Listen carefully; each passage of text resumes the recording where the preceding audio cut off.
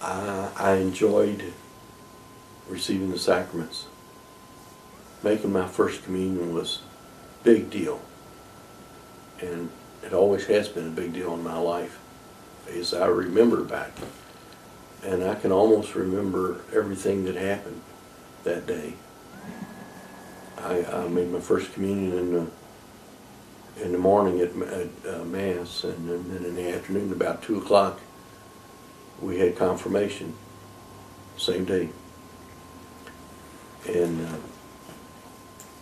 I understood all. Like I said, religion came easy to me. I didn't tell you about the time in the first grade when I wasn't used to going to Mass every day, but when we started, they had Mass every day. And I would go in there, and a lot of the boys would be playing around and carrying on. I'm talking first grade. And they would be making spitballs and shooting them at each other. And I thought, man, that looks pretty fun. So I tried it. And my very first spitball, Sister Mary Jane, the principal, caught me. And she took me and another boy and took us over to her office. And she had polio when she was younger, and so she walked with a limp. And she took us over to her office and had us bend over the desk and took his hickory stick and whooped our butt with it.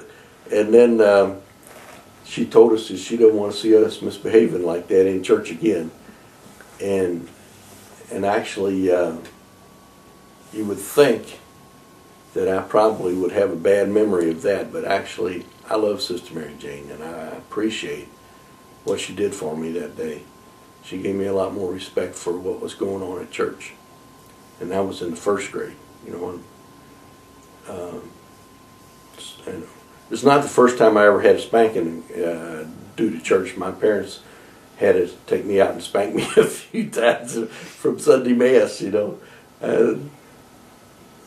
I was just a mischievous kid. Like I said, I'm glad I didn't have to raise me.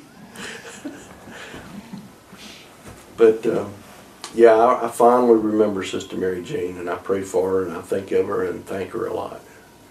She really helped me. That was a much needed straightening out right then and there, nipped it right in the bud. And my sister was following right behind me, and so when I failed the second grade, having made my first communion and everything, I was in the second grade over again, and my sister was in there too. And so I got to be in the second grade room with my sister. And when it come time for first communion, they were wondering what to do with us guys who had flunked out and didn't make it to third grade. And so me and my buddy Chummy Jansen got to be altar boys for the second grade's first communion when we were a year older, but we were still in that class. And so we got to dress up in the altar boy things, and we got to carry candles with the, the glass thing with a candle down inside of it, and walk along beside the priest and the crucifix and all that stuff. And it was really, really neat. I enjoyed that. How long were you an altar boy for? Oh, I wasn't really an altar boy. Oh, okay. I just got to dress up like an altar boy and wear their clothes and do these things, Heck, I couldn't be an altar boy back then. I didn't know my Latin. You had to be able to get down there and say them Latin prayers and do your gesturing at the right time and everything you're supposed to do back in the old pre-Vatican II days, and I didn't know how to do all that. And my cousin Jeannie lived right on the corner, pretty much on the corner. There was a grocery store there, but her house was next to it. And they lived there before we did. They had their place first.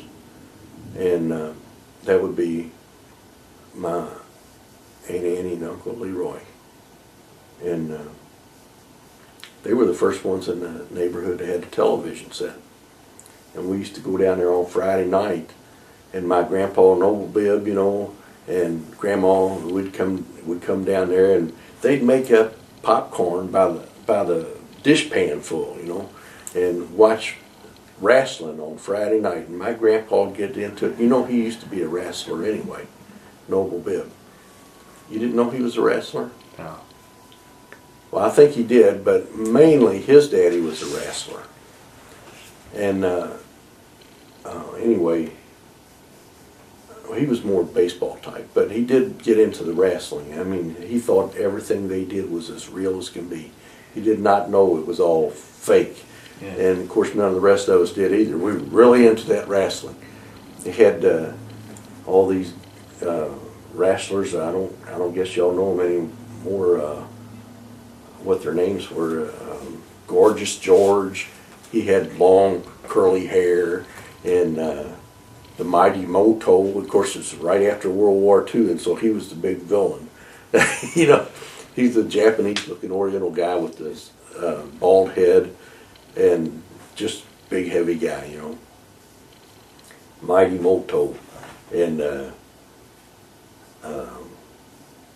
Wild Red Berry. He would get out, and before he would start, he would go around and kind of throw out these red berries of some sort. I don't know what kind they were, but he'd throw them out to the audience. And this was just so hokey, you know, but we were also naive, too. We didn't have any clue. and it was just really, really fun back in those days watching that television. Little bitty screen, you know, but we'd all get down there and watch it, you know, and it was a lot of fun. Was there, y'all cheered and yelled at TV and stuff? Oh, yeah. Really carried on. Grandpa, too. I mean, he led the way.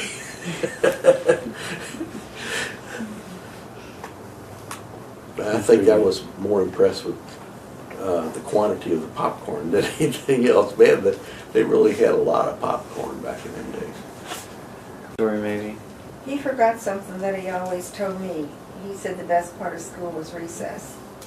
Oh, that's what I was going to try to get him to say. When I asked him what his favorite part was, I thought for sure you would say recess, and you didn't say that. Oh, I didn't know you were talking about the school day. I thought you meant the school experience.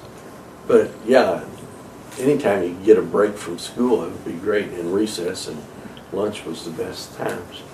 I enjoyed playing out on the playground.